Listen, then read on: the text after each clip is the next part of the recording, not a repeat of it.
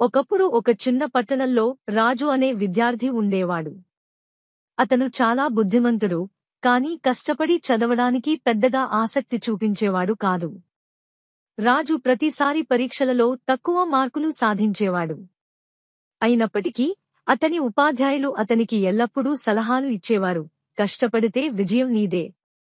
ఒకరోజు రాజు బాగా విసిగిపోయి తన తల్లిదండ్రులతో మాట్లాడాడు. ఎంత కష్టపడినా నాకు ఫలితం కనిపించడం లేదు అని చెప్పాడు. తల్లి ముసుకులేని చిరునవ్వుతో, బాలా, నీ శ్రద్ధ కూడా అంతే ముఖ్యం. కష్టపడటం సరే, కానీ దానిలో ఒక పట్టుదల, నిబద్ధత ఉండాలి అని చెప్పింది. ఆ మాటలు రాజును బాగా ఆలోచింపజేశాయి. అప్పటినుండి రాజు క్రమపద్ధతిలో చదవడం ప్రారంభించాడు.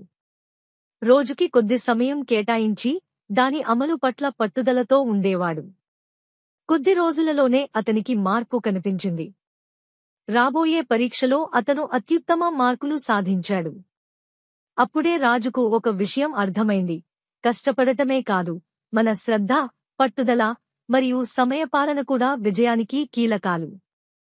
ఆ రోజు నుంచి రాజు జీవితంలో ఎటువంటి సవాలైనా ధైర్యంగా ఎదుర్కొని విజయం సాధించాడు.